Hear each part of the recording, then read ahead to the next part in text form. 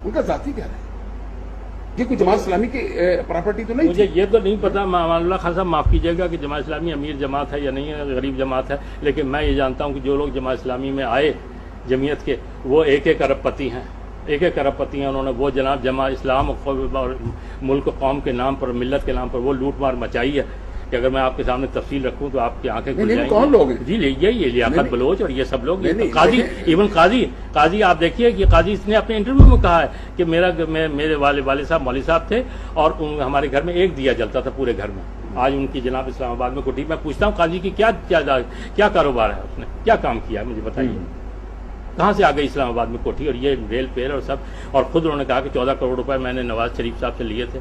अब पहले इनकार किया और मजीद निजामी की गवाही के बाद उन्होंने कहा हाँ जी जिहाद कश्मीर फंड में लिए थे और उसका कोई हिसाब किताब नहीं, कुछ नहीं। वो लूट मार यहाँ मची। जो जमात इस्लामी के जो अकाबरीन अब तक जो दुनिया में नहीं है, अब उनकी औलादें हैं, ठीक है। हम तो विरासत की जब बात करते हैं सियासत में, तो नवाज शरीफ का बेटा आता है तो हम कहते हैं कि उसकी विरासत में है सियासत, लेकिन बात जो सीधी आ रही है, तो क्या मुझे ये बताएं कि काजी हुसैन अहमद के बेटे की विरासत है जमात इस्लामी या खलील हमदी की औलाद की विरासत है जमात इस्लामी? देखिए ना बात यह है कि इसमें अगर विरासत नहीं है तो सिर्फ मौलाना मौदूदी की औलाद की विरासत। आखिर क्यों?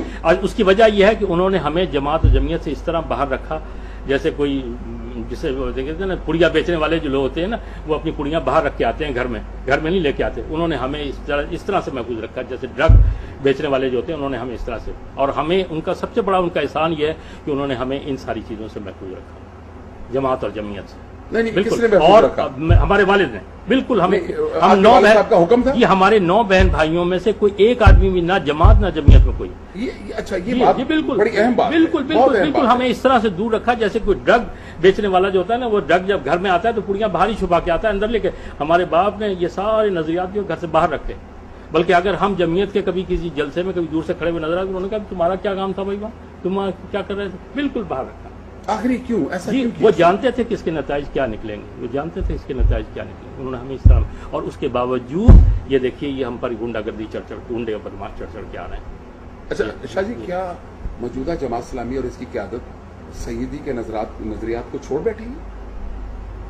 देखिए बात यह है कि मजहबी जमातों में बदतरीन अमरीत होती है। अमीर जमात से इख्तलाफ जो है वो कुफ्र के बराबर होता है। मैं आपको एक बात याद दिला दूं कि जब जमात बनने का किस्सा हुआ था 41 में, तो उस ज़माने में मौलाना अबुल कलाम आज़ाद ने हमारे वालिद से कहा था तुम जो जमात बना रहे हो उसका दस्तूर क्या है। तो हमारे वालिद ने उन्हें दस्तूर दिया था। उन्होंने कहा था कि कल इस पर बात करेंगे। दूसरे दिन उन्होंने कहा कि इस दस्तूर के नतीजे में जो जमात वजूद में आएगी वो एक फाशिस्ट तंजीम होगी। और जमात का दस्तूर आप उठा के देख लीजिए, वो एक फाशिस्ट